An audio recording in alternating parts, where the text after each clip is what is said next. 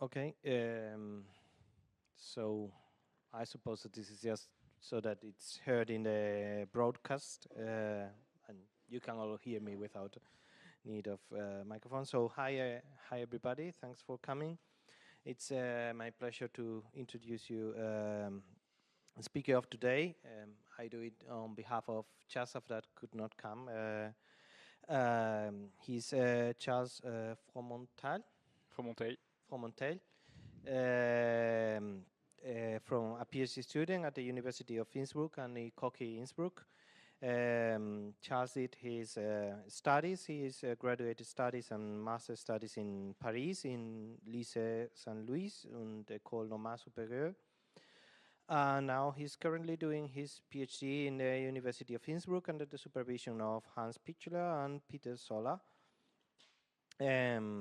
And he's studying, he's developing new protocols for quantum information applications with neutral atoms.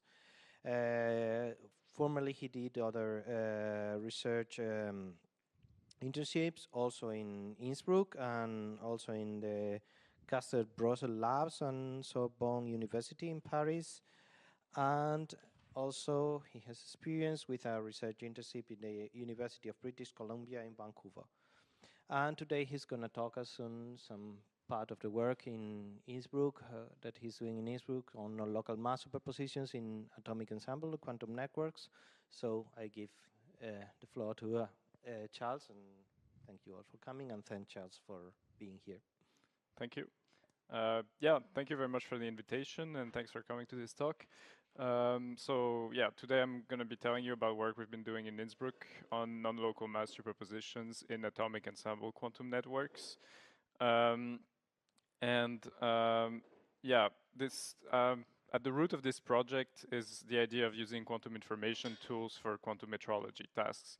So the point is that in the recent years, we've seen a lot of huge improvements, both in the control of quantum systems and in precision sensing using quantum technologies.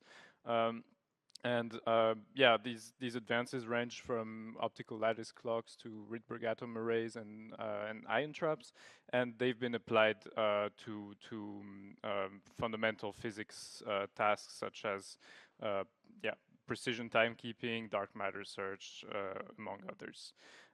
The idea is to combine these two things, so the precision control of quantum systems and quantum metrology, by using programmable many-body systems as quantum sensors. And this is to be done by harnessing both local and non-local entanglement. So specifically, the project that we've been working on in Innsbruck is about probing the interface between quantum mechanics and general relativity. And in particular, we're looking at effects that stem from the gravitational redshift. So the gravitational redshift is this universal frequency shift depending on the strength of gravity, or equivalently on the metric of spacetime. And that's an effect that has been measured recently on very small scale, on the scale of the lattice spacing in optical lattice clocks, for instance, in the groups of Jun Ye and Shimon Kolkovitz. And it's also led to proposals to probe its interplay with entangling interaction in these optical lattice clocks. For example, in this paper by Anna Maria Rey's group in Gila. And so the interplay between quantum mechanics and gravity has been probed at small distances, and main challenge in this area is, is actually twofold, is to probe this for large masses and large distance scales, but also to probe non-local superposition states, so like truly non-local quantum superpositions.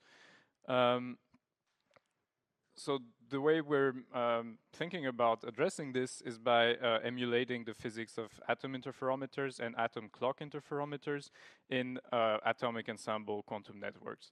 So let me unpack what this means. Atom interferometers are very widely used in metrology and in particular in gravimetry. And the idea is the following: so you take a massive particle, usually an atom, and put it in a spatial superposition of two paths. And then after letting it evolve for some time, you recombine the two paths, and the measurement that you make at the end if you measure in an appropriate basis, will give you information about how gravity has acted on the system. So if you just use if you just use a massive particle with no internal structure, the energy scale that determines what signal you will see at the end is this mg times the distance between the two paths, and that the effect of this can be explained by Newtonian gravity. So there's no general relativistic part in this. And what you will see by doing the atom interferometer measurement in this case is an oscillation that, with a frequency that is given by this energy scale. So this is an experiment that has been done many decades ago, and it's called the cow experiment after its authors Colella, Overhauser, and Werner.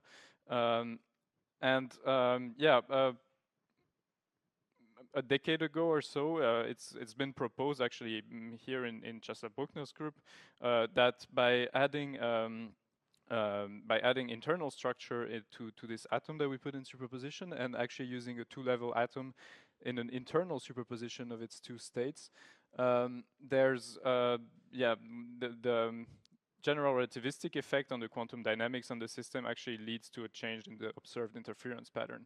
And the reason this happens is that because of the redshift that I told you about previously, there's a new energy scale that you can see here, which is much smaller than the Newtonian gravity energy scale, but that leads to another frequency of phase accumulation for the system. And the superposition of these two frequencies leads to a beating pattern with periodic losses and revivals of the interference visibility.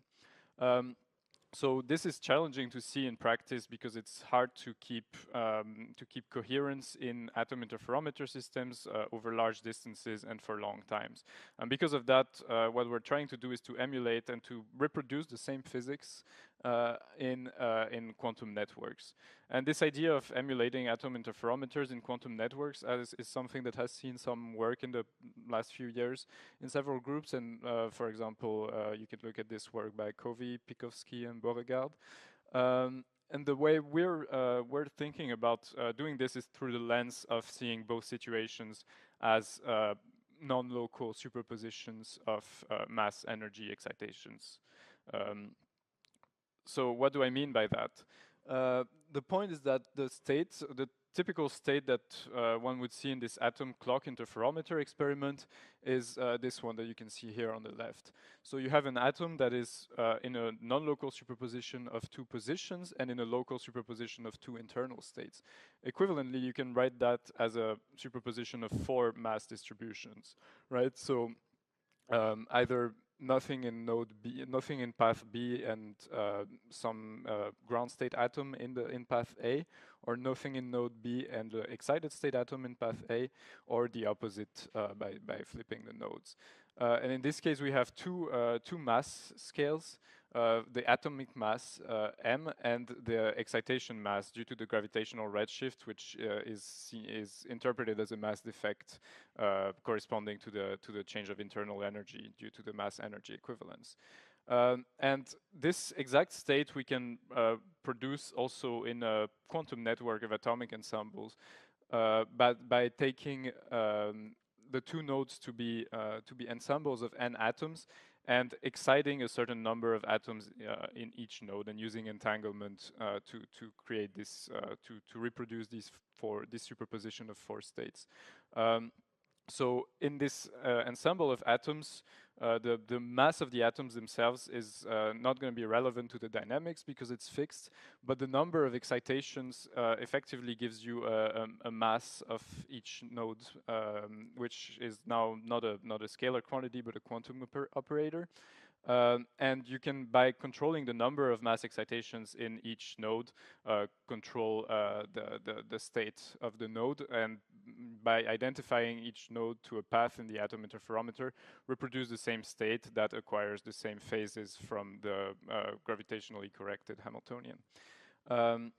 So yeah, here you can see the translation table from the atom clock interferometer situation to the atomic ensemble situation, where if you have no atom in a path, that corresponds to having no excitations in the ensemble. If you have a ground state atom, that's a certain number of excitation, and the excited state atom corresponds to a larger number of excitations. And the Hamiltonian that governs the quantum dynamics of this system is the redshift Hamiltonian, where the mass is now seen as a quantum operator, just like the internal energy of the system. Yeah, that means both settings can lead us to see the same physics, and the way we see the way we will see those signals in our atom ensemble quantum networks. I will make that more precise later, but the idea is to use a non-local Ramsey interferometry scheme. So that consists in having a preparation step, then an interrogation time where the system acquires phases due to the general relativistically corrected Hamiltonian, and then a well-chosen measurement. And this measurement will show interference patterns that consists in periodic decays and revival, going from this beating pattern that I showed you in the previous slide to full-on gravitational decoherence, meaning complete loss of the oscillations for a long time. In particular, we'll be considering three scenarios. So the first one will be a general relativistic analog of the cow experiment. So having a single frequency of oscillation corresponding to a superposition of a single particle, but still general relativistic in the sense that the effect in this case will not be explainable by Newtonian gravity alone.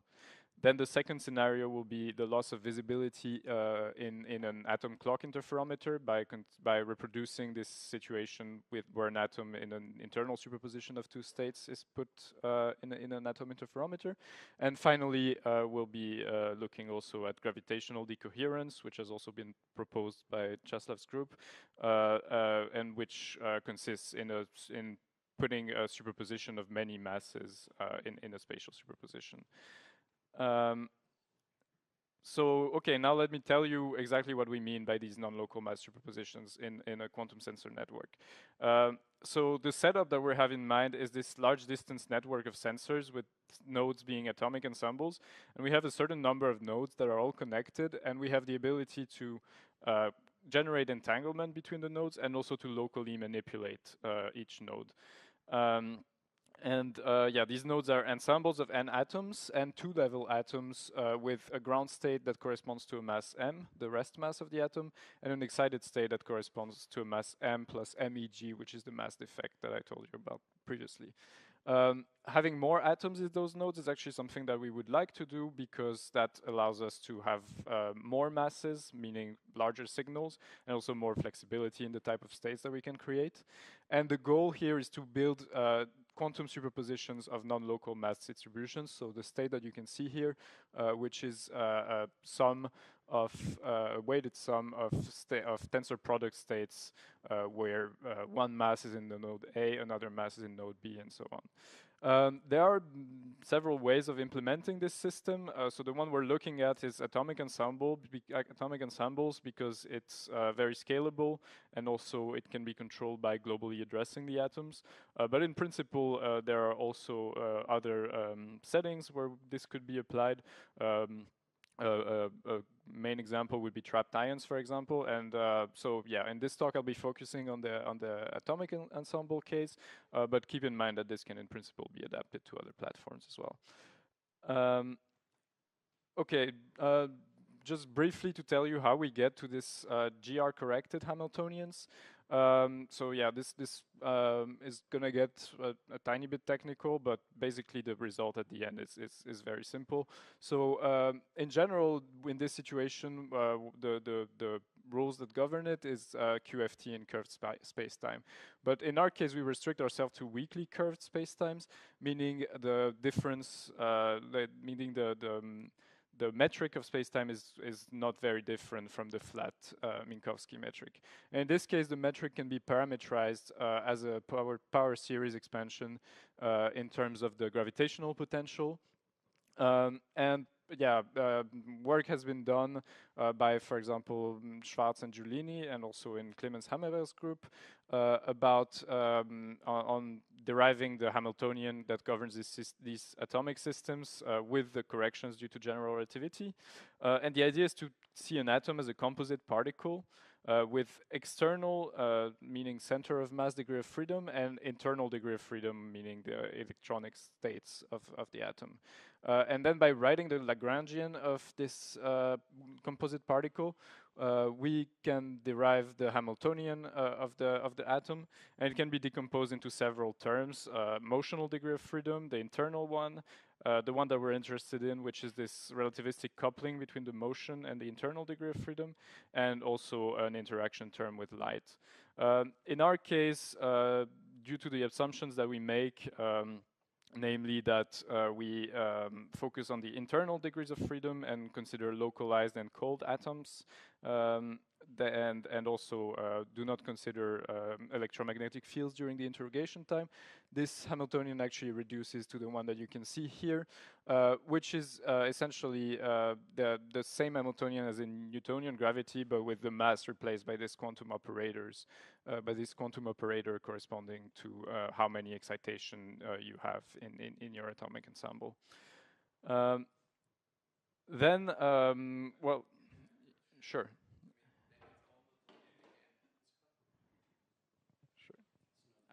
So in the end, it's all Newtonian again. It's not really post-Newtonian. Well, it is post-Newtonian in the sense that Newtonian gravity would not explain those effects, right? Like this is just because the I mean, the relativistic part certainly is to have the mass and being an operator is kind of a relativistic feature, but nothing about the Newtonian potential changes. It's the Newtonian potential so that couples to the mass operator. Right, because of this weakly curved spacetime, the metric can be described in terms of the Newtonian potential, but the description that leads to this Hamiltonian is post-Newtonian and could not be obtained by just considering Newtonian gravity. So in that sense, it's general relativistic.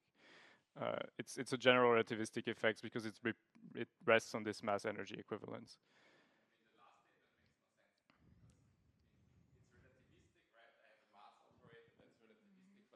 Post-Newtonian. I mean, well, this metric expansion is post-Newtonian, right?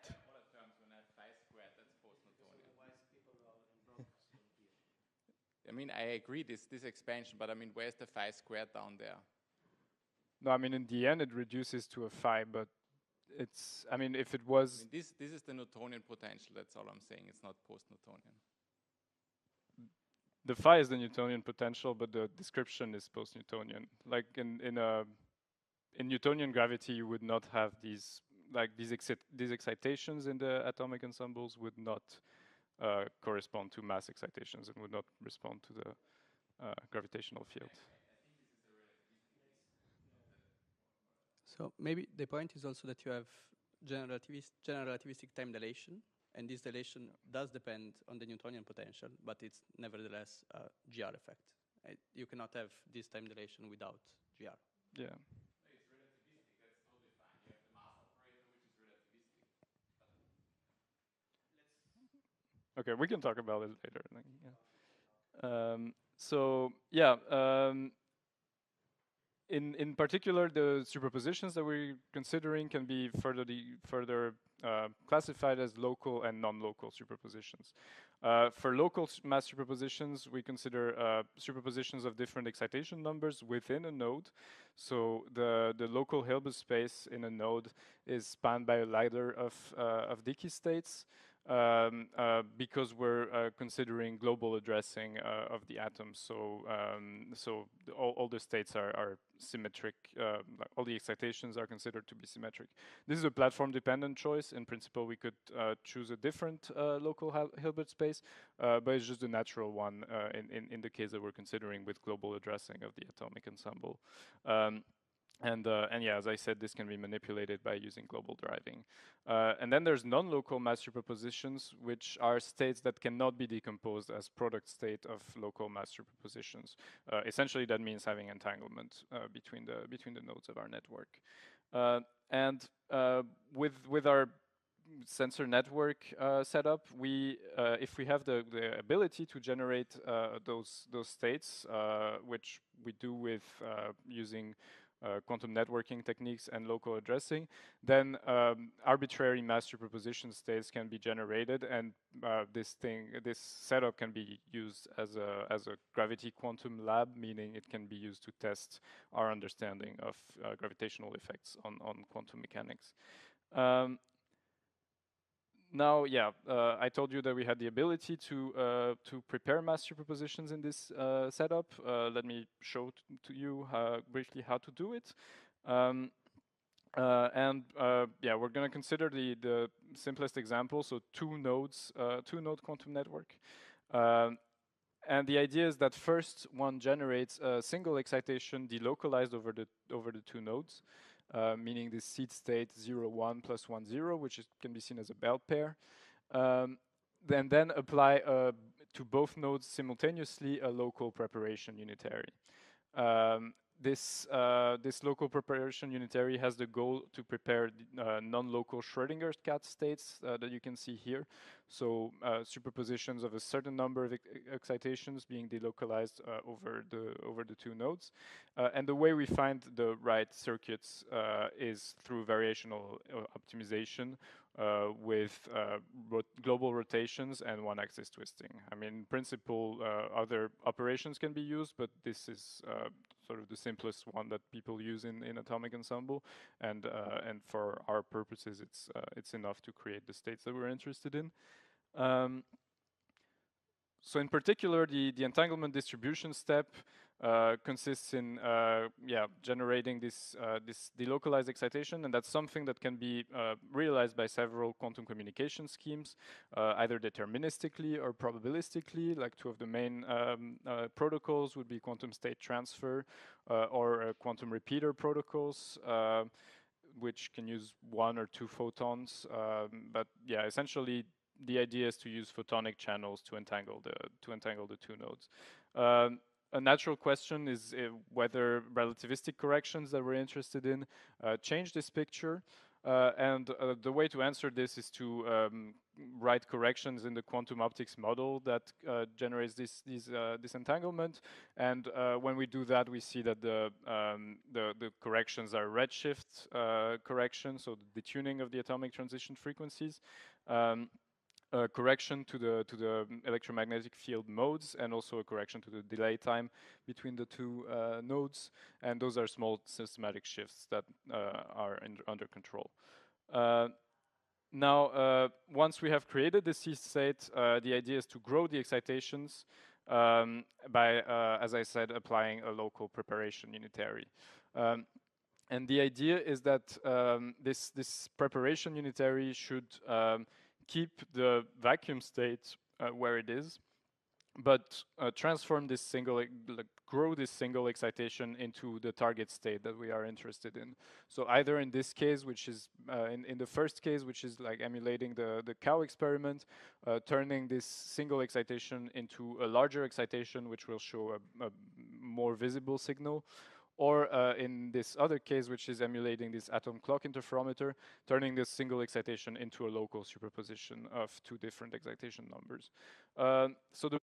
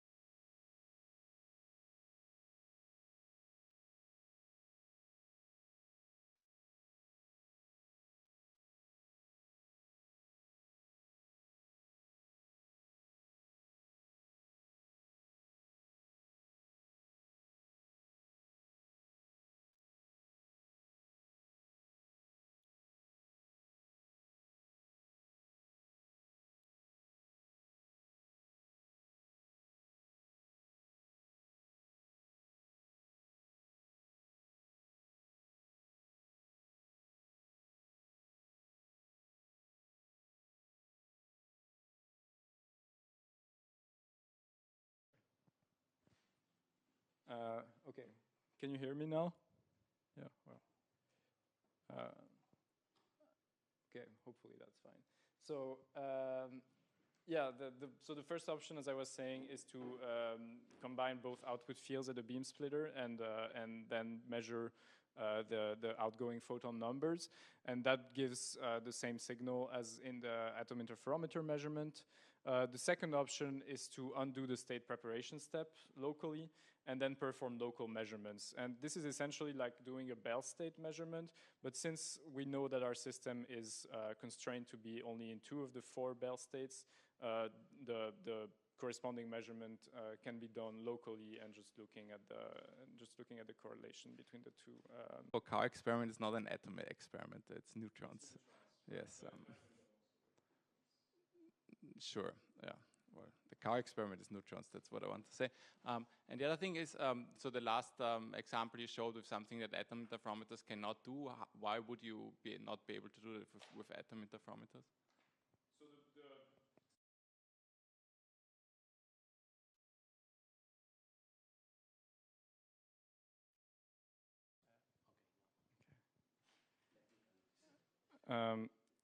Yeah, so there's 2 ways to answer this. So in the cases that I've been telling you about in this talk, and also that we've been looking at in our paper, these are things that can, in principle, also be seen in atom interferometers, but are challenging to see in atom interferometers because of this difficulty of going to large distances.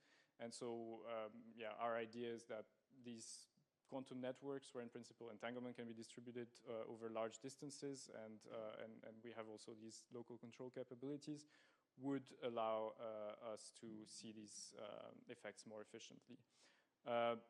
Now, what I was referring to in this outlook about states that would not be accessible in atom interferometer experiment is more because the range of states that reproduce the physics of atom interferometers are these states that I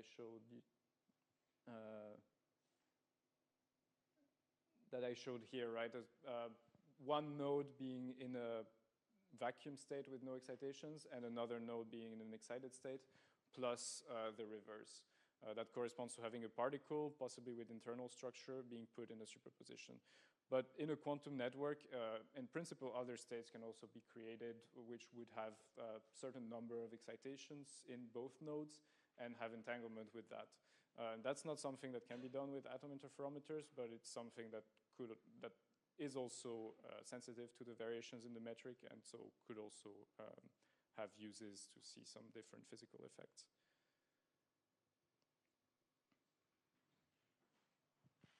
Okay, more questions from the audience? I have a question here by Chasov that he's writing me here on the side. He's hearing it online.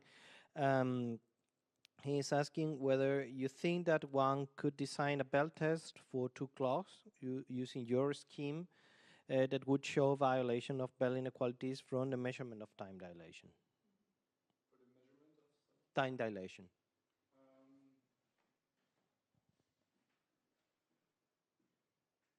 Oh, it's not something that I've thought about. I imagine yes, but I'm not sure if this local control and growing of excitations would help in this case.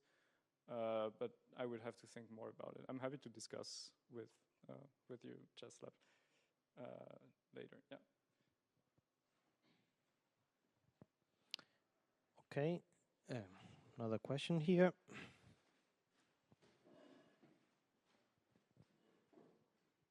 So I have 2 questions.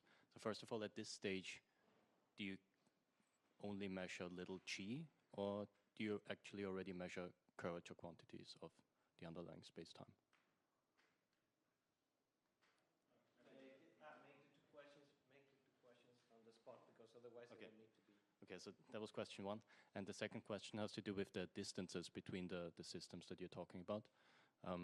So at some point you were saying that little d has to be much smaller than large d, but what actually is large d in terms of like scales? And are you there actually still in a regime where you could, for example, still assume Markovianity, or because at some point you'll have to take into account retardation effects between the systems. Retardation effects between the systems. So at what point do you actually then have to account for like finite time signaling and these things?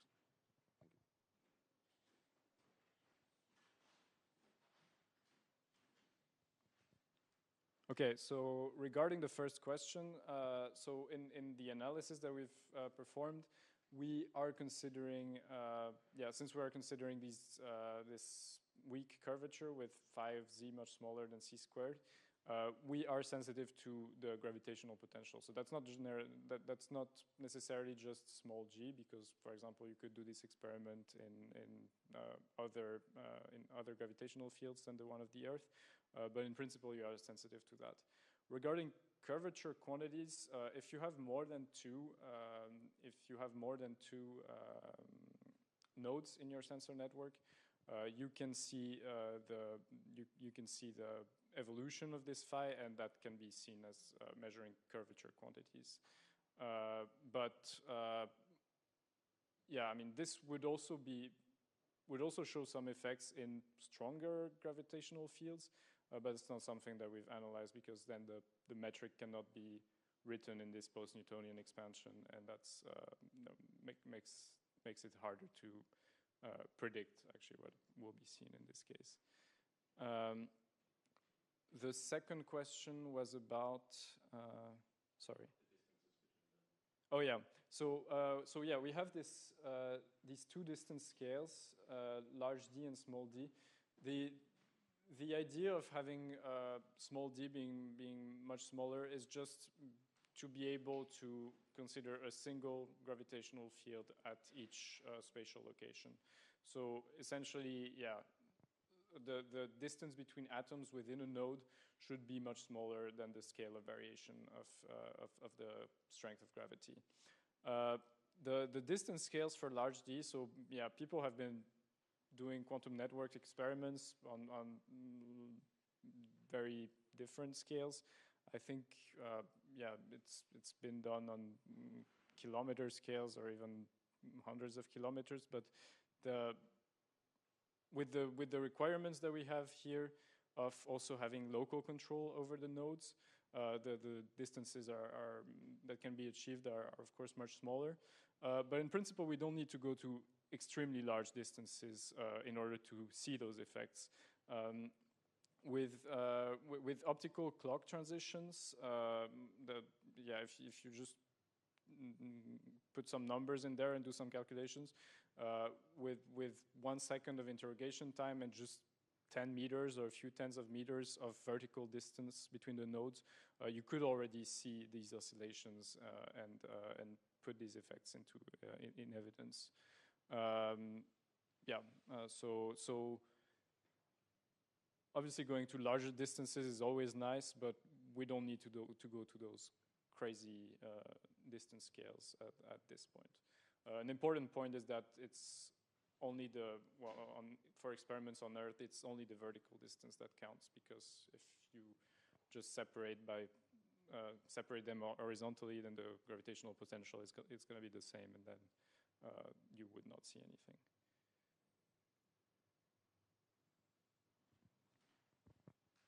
Okay. Another question? So the question is, you put one of the atoms in a superposition, right? Or you entangle two atoms in the two systems, right? And then you grow that on one of the sides into having, so one atom is in an excited state, and you grow that into many atoms in an excited state. Is that right? Yes. And so you can create a noon state with that. Is that right? Yes. Yeah, you can. Yeah. Maybe first, is this kind of cheating to get this kind of sensitivity without, I don't know, creating a mass uncertainty between the two sides? What do you mean, mass uncertainty? So I mean, so the question is, where does the mass uncertainty go, right? So if I send photon pairs between two sides, like many times, I will entangle, I don't know, more atoms. So my mass uncertainty that comes from the energy of the photons will grow basically because I've distributed more photons between the two sides. But if you just send two and then you do something locally, kind of where does the mass uncertainty, where is it and where does it go? Does this matter? Well, I mean, what we're interested in is really creating these states. So by applying, I mean, the energy comes from the fields that are applied locally to both nodes. But the entanglement between the two nodes is always going to be a single E bit of entanglement.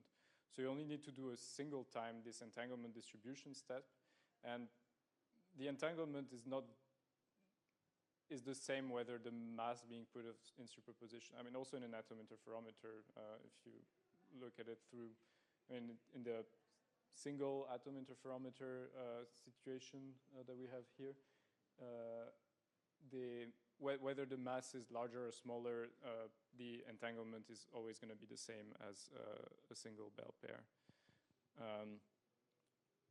So by applying these states, then by applying these local pulses, we create these states, and then they accumulate phases just based on the Hamiltonian, so based on their internal energy coupling to the metric. I don't know if that answers the question.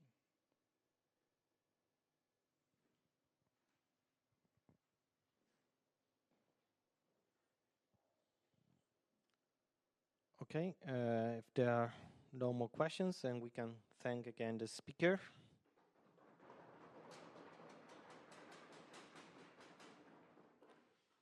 Thank you all for coming.